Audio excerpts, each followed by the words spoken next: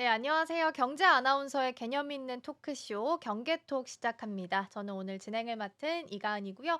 오늘 저와 함께 이야기 나눠줄 또 초대 앵커님 모셨습니다. 오은비 앵커, 감사합니다. 안녕하세요. 안녕하세요. 네. 어제 이제 저희가 코인 이야기를 좀 했고, 저희 원래 주제가 이제 그쵸. 미수다잖아요. 그래서 미국 주식 이제 수다에 대해서 수다를 좀 떨어봐야 되잖아요. 예. 떨기 전에 일단 마감 시황이 좀 어떻게 됐는지부터 좀 살펴보면 좋을 것 같아요. 물론 어제 시장이긴 합니다만 그래도 전반적으로 미국 시장 흐름이 요번 주에 좀 어떻게 흘러가고 있는지 먼저 좀 길라잡이 차원에서 좀 보시면 좋을 것 같습니다. 은비 앵커가 소개해 드릴까요? 네, 알겠습니다. 일단 지난주에 고용 지표가 발표가 됐는데 맞아요. 이게 참 미국 시장에서는 여전히 영향을 끼치고 있는 것으로 보여지고 있습니다. 왜냐하면 고용 지표가 너무 잘 나오면은 음. 미국 경제 지금 고용 지표도 탄탄하고 잘 가고 있구나. 그쵸. 연준에서 지난해 12월 FOMC에서 점도표를 이번 두 번 정도 음. 금리 인하를 예상을 했었는데 아마 금리를 한 번 혹은 동결 아니면 인상까지도 생각할 수도 있겠다라면서 국채 금리가 상승을 하게 됐고 이렇게 되면서 이 뉴욕 증시는 어쨌든 출발 자체는 하락하면서 출발을 했습니다. 지금 제가 지금 차트를 가지고 나왔는데 다우라던가 나스닥, S&P 모두 다 좀 비슷한 흐름을 보여주고 있어요. 장 초반에는 하락세로 출발을 하고 있는데 그래도 점차 이 저가 매수세가 어느 정도 유입이 되면서 음. 결국에는 이제 S&P와 다우는 상승하면서 마감을 지었고 나스닥은 거의 끝까지 올라갈까 말까 하다가 결국에는 0.38% 아주 소폭의 하락하면서 마무리 지었습니다. 이렇게 되면서 지금 전반적으로 차트 보이시죠? 정말 비슷한 흐름을 보여주고 있어요. 맞아요. 이렇게 되면 당연히 기술주 타격 크게 입었습니다. 음. 제가 이제 어느 정도 맵을 갖고 왔는데 기술주 전반적으로는 지금 약세가 또 두드러지게 보여주는데 그래도 그 와중에 음. 테슬라만 2.17%나 유일하게. 올라왔습니다. 테슬라만 올라와 있는 상태고 애플이라든가 뭐 아마존, 구글, 메타, M7 종목들 전반적인 부진한 흐름 음. 보여주고 있습니다. 테슬라는 뭐 아는 자동차죠. 아우디. 예. 아우디 판매량 그동안 제친 적이 없었거든요. 근데 예. 이번에는 아우디 판매량을 최초로 오. 되치겠다라는 이야기가 나오면서 테슬라에겐 호재로 또 작용이 됐던 것 음. 같습니다. 이렇게 전반적인 간밤 미국 증시 상황 짚어봤고요. 가장 큰 이슈가 또 있었습니다. 바이든 행정부가 지금 우리가 녹화하는 시점으로 봤을 때는 한 일주일도 채 남지 음음. 않았잖아요. 근데 반도체 관련해서 신규 수출 규제 법안을 또 냈습니다. 그쵸. 이번에는 원래 이제 신규 수출 규제는 있었는데 이번엔 추가로. 좀 추가적인 수출 규제인데 일단 한국을 포함해서 18개 동맹국에게는 구입 제한을 없앤다라는 게 있고요. 여기에 더불어서 우려 국가 뭐 예를 들면 중국이라든가 러시아, 북한 같은 데는 구입을 못하게 한다. 음. 그렇다면은 우려 국가도 아니고 동맹 국가도 아닌 나머지 그런 국가들 중간지대 같은 경우에는 구입 수량 한도를 음. 설정한다라는 소식까지 있었으니까 이 부분도 함께 참고해 보시면 좋을 것 같습니다. 네. 그 바이든 행정부에서 취한 규제의 목적을 보면 일단 중국으로 직접적으로 들어가는 AI 반도체를 일단 규제, 그리고 제3국을 통해서 들어가는 방법 또한 같이 규제하겠다는 의도로 보시면 될 것 같고요. 이제 국가를 3 등급으로 구분을 해 놨어요. 3개 정도로 그룹핑을 해 놨고, 일단 우리나라는 여전히 동맹국, 우호국이기 때문에 크게 뭐 피해 보는 부분은 없을 텐데, 그래도 이제 중국 쪽으로 나가는 수출들이 있는 기업들 같은 경우에는 영향을 또 받을 수 있기 때문에 엔비디아 또한 수출에 있어서는 좀 어느 정도는 타격을 좀 받을 수 있다라는 시각들도 좀 있고요. 인플레이션 우려가 좀 여전히 있다 보니까 이번 주에 있어서 가장 중요하게 체크할 포인트는 조정장이 나타날 것인가 아닌가라는 부분이 될 것 같습니다. 근데 앞서서 은비 앵커가 말씀드린 것처럼 고용 지표가 굉장히 견조하게 나왔어요. 예상치보다 훨씬 뛰어나게 나왔기 때문에 '아 이 정도면 뭐 금리 인하 꼭 해야 되나?' 라는 시선이 그쵸. 좀 모아질 수밖에 없었고, 그래서 이번 주에 추가적으로 체크해 봐야 되는 부분들이 이제 물가 지표가 될 것 같습니다. 오늘 PPI가 나오게 될 텐데 전망치는 직전 달보다 0.3% 정도 상승할 걸로 예상이 되고 있고, 만약에 이제 예상보다 높아지게 되면 당연히 인플레이션 우려도 그쵸. 같이 높아질 것으로 보이고요. 그다음 날에 이제 CPI 발표될 텐데 여기도 이제 컨센서스 대비해서 전월 대비 0.3% 상승하겠다라고 지금 일단 보고 있습니다. 중요하게 이제 CPI 발표 이후에는 이제 연준 인사위원들이 또 이제 발언이 있기 때문에 어떤 이야기가 나오게 될지 보셔야 될 것 같고, 가장 중요한 인물로 보면은 뭐 토마스 바킨이나 존 윌리엄스 뉴욕 연은 총재이기 때문에 좀 보셔야 될 것 같습니다. 더불어서 이제 엔비디아 이야기를 추가적으로 좀 하면 이제 블랙웰 렉 주문이 좀 연기되고 있다라는 소식도 있습니다. 이제 고객사로 두고 있는 마이크로소프트나 아마존, 구글 여기서 이제 설계에 좀 문제가 있다라고 이야기하면서 주문을 좀 연기시켰다라는 내용이고요. 블랙웰 칩에 장착되어 있는 렉 첫 번째 출하분에서 문제가 좀 발생했다라는 이야기가 나오고 있어서 만약에 이 GV200에서 발열 문제가 발생해서 좀 만약에 매출이 좀 줄어들게 된다면 엔비디아 매출에도 같이 좀 영향을 좀 미칠 것이라서 이것 또한 좀 체크를 해볼 필요가 있지 않나라는 생각도 듭니다. 네. 근데 진짜 뭐 이번 주에 실적 너무 많은 것 이제 같아요. 시작이죠, 이제. 그쵸. 뭐 CPI, PPI도 우리가 중시해야 되는데 이제는 또 은행권 실적도 주목을 해 봐야 될 것 같습니다. 맞아요. 이 JP모건, 웰스파고, 시티그룹, 골드만삭스는 15 일에 작년 4분기 실적을 내놓을 예정이고요. 그 바로 다음 날입니다. 16일 같은 경우에는 뱅크 오브 아메리카나 모건 스탠리가 이제 실적 발표를 할 예정이라서 15일, 16일은 눈을 뜨고 지새야 될 것 같아요. 밤에 잠을 맞아요. 자면 안 될 것 같습니다. 음. 그리고 지금 이렇게 15일, 16일에는 뭐 실적도 발표되고 그전에는 뭐 CPI, PPI 발표되는데 가장 큰 이벤트가 있습니다. 20일. 다가오는 20일이죠. 맞아요. 이 도널드 트럼프 취임이 예정이 된 만큼 이 관세 정책과 관련된 이슈들도 월가에서 지금 주목을 굉장히 크게 쏟고 있습니다. 그래서 관련돼서 지금 취임식과 관련돼서 이슈들 몇 개 있어서 음. 제가 준비를 해봤습니다. 일단은 시진핑 중국 국가 주석이 취임식에 불참할 것이다라는 소식이 어. 나왔는데 대신에 네. 이 고위급 특사를 파견해서 이 양국 간의 관계를 어느 정도 좀 음. 증진시켜 보겠다라는 이 외신의 그런 관측이 나오고 있습니다. 조금 더 자세하게 살펴봤더니 이 보도 자체는 파이낸셜 타임즈를 통해서 나왔고요. 주석 대신에 지금 고위급 관리가 트럼프 당선인 취임식에 참석할 거고 이 중국이 트럼프 당선인의 정권 인수팀에 그렇게 음. 알렸다라고 합니다.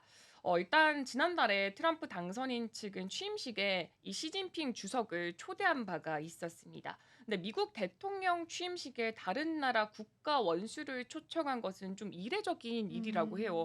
음. 사실 뭐 그동안 기업인들은 가는 소식들을 저희가 많이 봤었잖아요. 맞아요. 또 최근엔 기부하고 뭐 이런. 기부하고 가고 이 댄싱 파티도 가고 뭐 그런데 사실 뭐 저는 국가 원수를 초청한다는 거는 이례적이라는 걸 이번에 처음 알았거든요. 그래서 이번에 트럼프 당선인이 시 주석을 어쨌든 지난달에 초청을 했기 때문에 이 부분에 있어서는 이 미중 간의 긴장을 좀 풀어내고 더불어서 좀 최이급 접촉을 좀 음. 재개를 해보겠다라는 움직임으로 또 풀이가 되고 있습니다. 그리고 시 주석이 파견할 고위 특사 후보로는 한정 중국 국가 부주석이 현재 거론되고 있습니다. 이 특사 같은 경우에는 이 트럼프 인수팀과 만날 예정이고요. 이 시 주석의 특사와 트럼프 인수팀이 이 관세 문제 지금 가장 크게 대두되고 있잖아요. 음. 이렇게 좀 실질적인 문제에 대해서 논의를 할 예정이라고 합니다. 그리고 파이낸셜 타임스 같은 경우에는 이 시 주석의 고위급 특사 파견이 이 양국 간의 마찰을 줄이기 위한 전례 없는 조치다라는 말을 음. 쓰기도 했습니다. 여기에 더불어서 또 다른 국가 원수의 참석 소식도 있었습니다. 지금 아르헨티나의 하비에르 밀레이 대통령이 오는 17일 밤 혹은 다음 날인 18일 새벽부터 24일까지 이 취임식과 다보스 포럼 참석자 해외 순방에 나선다라는 소식이 있었습니다.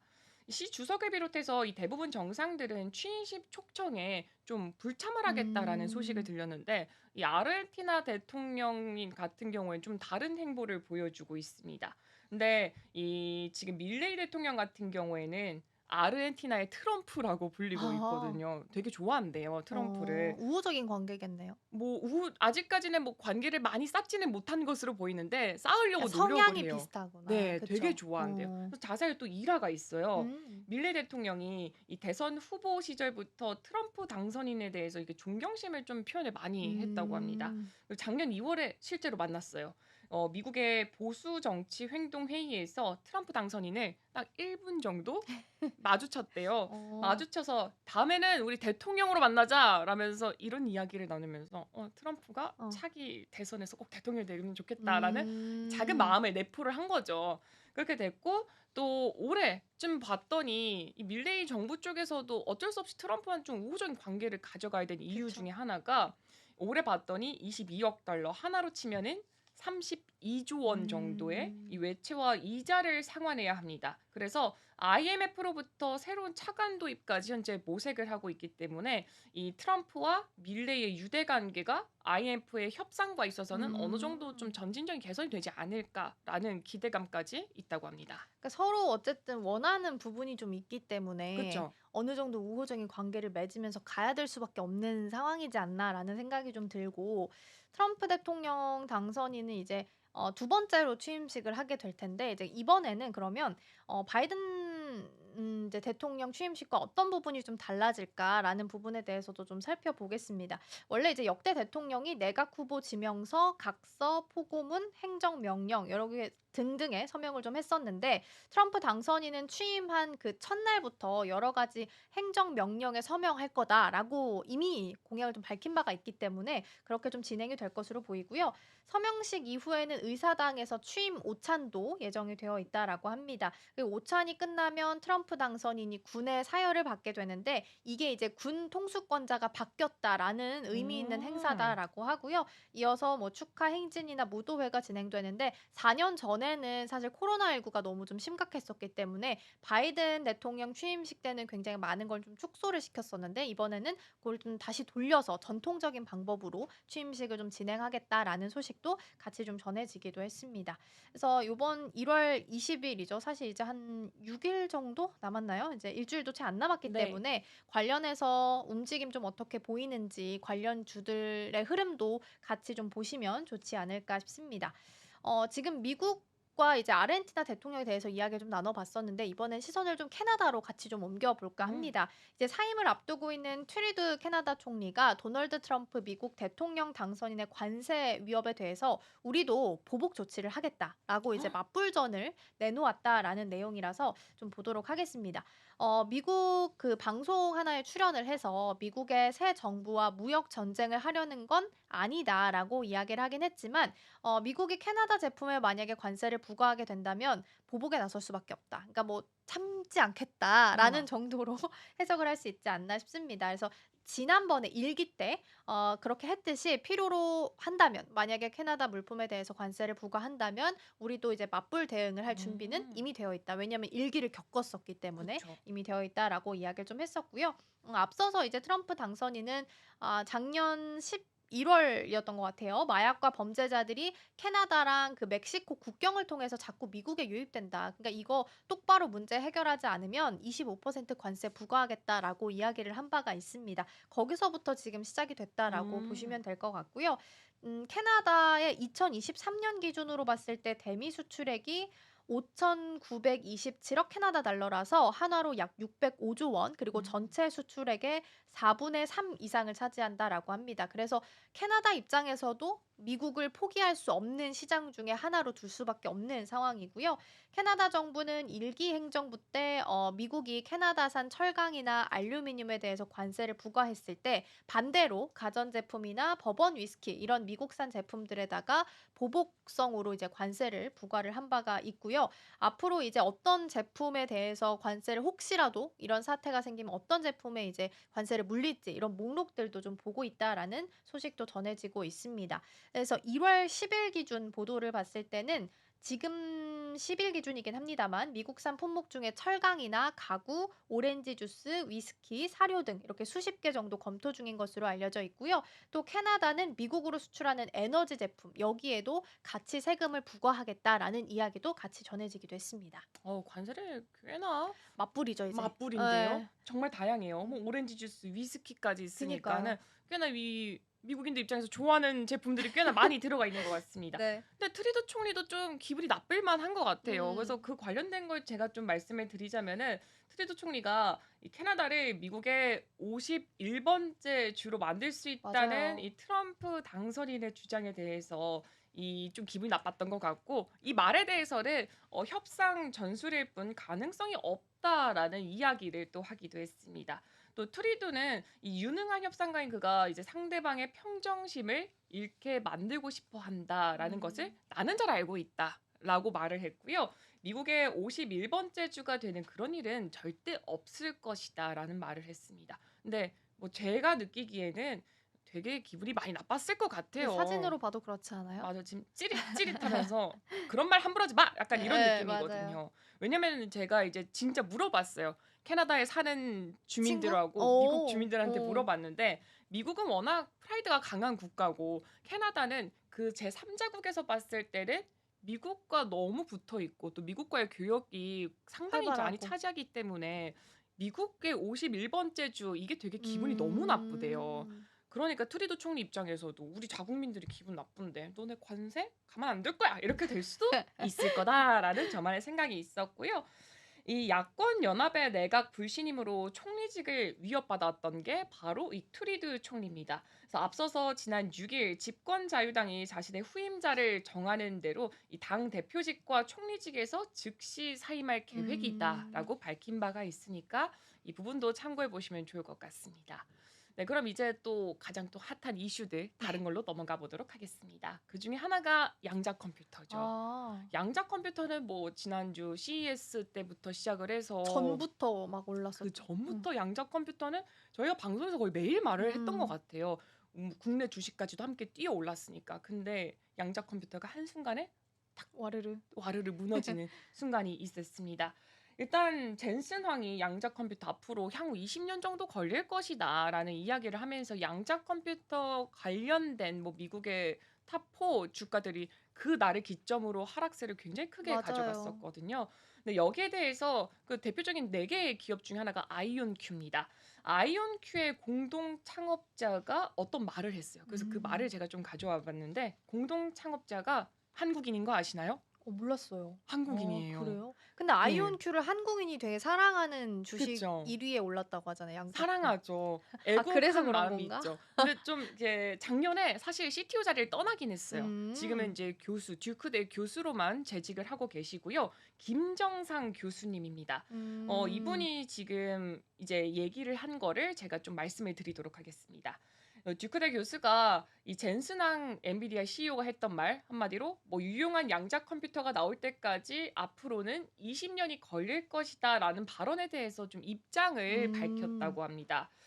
지금 한인 창업자 연합회라는 곳에 참석을 하면서 그 말을 했었는데 양자 컴퓨팅을 주제로 기조 연설을 하면서 이 황 CEO의 발언을 참조를 했어요. 음. 양자 컴퓨터를 세계 최초로 상용화해서 판매 중인데 그 아이온큐 자체가요. 네. 양자 컴퓨팅이 주목을 받으면서 급성장을 해왔었습니다.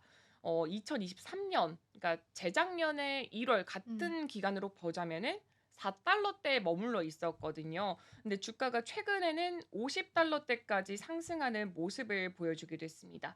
근데 이제 지난 7일이죠. 황 CEO가 유용한 양자컴이 나오기까지는 오래 걸릴 것이다라는 발언을 하게 되면서 주가가 49.59달러에서 30.25달러로 40% 가량 좀 떨어지는 음. 모습을 보여주기도 했습니다. 그래서 과연 이 안에서 어떤 얘기를 했는지는 우리 가은 앵커가 또 준비를 네. 했다면서요? 그게 그 양자 컴퓨터가 어쨌든 이걸 기점으로 좀 하락세를 계속 보이고 있고 어제도 제가 리게티 컴퓨터 보니까 32% 떨어졌더라고요. 그래서 근데 맞아요. 많이 올랐기 때문에 좀 떨어지는 것도 있긴 합니다만 폭이 좀 굉장히 강하긴 합니다. 그래서 이 발언의 내용을 좀 더 다시 재해석을 해 보자면 엔비디아가 1990년에 GPU를 만들고 AI 활용시키기까지 한 30년이 걸렸다. 그래서 이 말을 다시 해석을 하면 30년 뒤쯤 됐을 때는 양자 컴퓨터 기업이 지금의 엔비디아처럼 시총 거의 3조 달러까지 돌파할 수 있는 그만한 좀 잠재성이 있는 기업이다라고 평가를 좀 했고요. 그래서 양자 컴퓨터가 앞으로 많은 액티비티가 있을 것이다라고 긍정적으로 코멘트를 하게 되면서 이제 한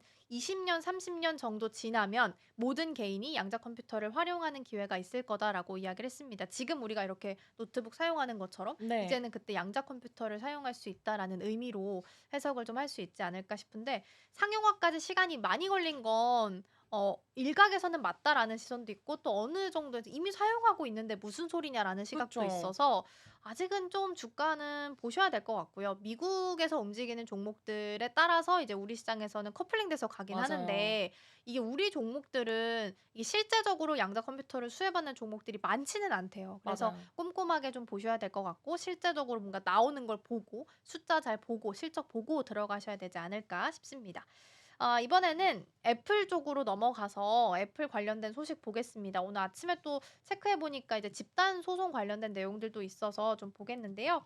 이제 애플이 기본적으로 앱스토어를 사용했을 때 개발자들한테 "여기 올려놓고 싶으면 수수료 내."라는 이제 구조를 가지고 음. 있습니다. 근데 이 수수료를 굉장히 좀 과도하게 부과하게 되면서 "소비자들에게 피해를 입혔다."라는 명목으로 이제 소송이 좀 시작이 됐고요. 영국에서 제기가 됐다라고 합니다. 집단적으로 이제 원고들이 다 모여 가지고 소송을 제기를 한 거고 13 일부터 현지 시간 기준이긴 합니다만 13 일부터 시작이 좀 됐습니다. 그래서 지금 그 내용들을 보면 애플이 아이폰이나 아이패드에 들어가는 그 소프트웨어 개발자들 여기다가 "앱 좀 업로드하고 싶어."라고 한다면 이 수수료를 반드시 앱스토어에만 사용해야 되고 여기만 업로드해야 되고 수수료는 30% 정도 좀 부과를 했다라고 합니다. 그래서 이제 이게 수백만 명의 고객들을 좀 대신해서 소송이 좀 진행되고 있는데 그 배상금 규모가 꽤 커요. 총 15억 파운드, 하나로 2조 6,800억 원 정도로 애플에 좀 요구를 했다라는 소식이 좀 전해지기도 했습니다. 와 2조 7천억 원 네, 정도면 하나로. 그쵸. 굉장히 많은 금액인데 이거를 누가 갖게 되는 건가요? 이제 집단적으로 소송을 다 했기 때문에 이 사람들이 다 같이 모여 가지고 나누지 아. 아 않을까요? 그쵸. 예. 만약에 n분의 이기게 1로? 된다면? 아 그쵸. 음. 참 엄청난 금액인 것 같습니다. 여기서 좀 덧붙여서 말씀을 드리자면은 이 파이낸셜 타임즈 보도를 봤더니 이 향후 7주 정도 이렇게 진행이 될 예정이라고 합니다, 이 재판 자체가. 근데 이 재판에는 새로운 애플 CFO죠. 케반 파렉이 증언을 할 예정이라고 합니다. 애플이 이 소송에서 실익이 없다라고 하면서 이 앱스토어에서 부과하는 수수료 같은 경우에는 다른 마켓플레이스 예를 들면 음. 뭐 안드로이드에 있죠, 있는 있죠. 그런 뭐 플레이 플레이스토어 스토어 같은. 같은 것과 수수료가 좀 동일하다. 여기에 덧붙여서 이 대다수 개발자 같은 경우에는 이 15%의 낮은 수수료로 할인을 받고 있다라고 말을 하기도 했습니다. 앞으로 어떻게 될지 그 공방전이 음. 굉장히 치열해질 것으로 보여지고 그쵸. 있어요. 소송은 좀 오래 걸리기 때문에 결과 네. 나올 때까지는 좀 더 지켜보셔야 될 것 같아요. 네. 네. 좋습니다. 그럼 이어서 제가 또 다른 소식 하나 더 준비를 했습니다. 지금 미국 저희 언니가 미국에 살고 있거든요. 근데 이것 때문에 웃으면 걱정이 안 돼. 네 맞아요. 너무 걱정이 많아요, 저희 언니가. 지금 한국에 왔을 때 이미 산불이 났거든요. 맞아요. 산불이 나서 지금 언니가 너무 걱정하면서 미국으로 간 상태인데 지금 이 산불로 인해서 미국뿐만 아니라 유럽 보험사들도 손실을 꽤나 많이 입고 있다고 합니다. 지금 유럽 같은 경우에는 거대 보험사들 기준으로 올해 최대 이 10억 유로 하나로 쳤을 때는 1조 5천억 원 정도의 손실을 볼 것으로 음. 보여진다라고 합니다. 그래서 지금 이렇게 10억 유로 정도 좀 떠안을 것으로 보여지고 있는데 미국 보험사들 같은 경우에는 약 200억 달러, 29조 5천억 원 하나로 음. 쳤을 때 정도의 손실을 입을 예정이고요. JP모건의 분석가들의 이 말을 인용을 해보니까 미국 보험사들의 손실이 200억 달러에 달할 것이다. 산불 피해로는 사상 최악의 보험사 손실로 음. 기록될 가능성이 높다라는 말을 하기도 했습니다. 참 이 산불이라는 게 걷잡을 수가 없기 때문에 더 음. 무서운 것 같아요. 그쵸. 지금도 뭐 강풍이 좀 불고 있어서 변곡점이 14-15일 정도 된다라고 해서 좀 봐야 될 것 같고요. 이제 피해를 보신 분들도 많이 있으시기 때문에 아무쪼록 좀 빨리 좀 진화가 되길 바라는 마음이고요.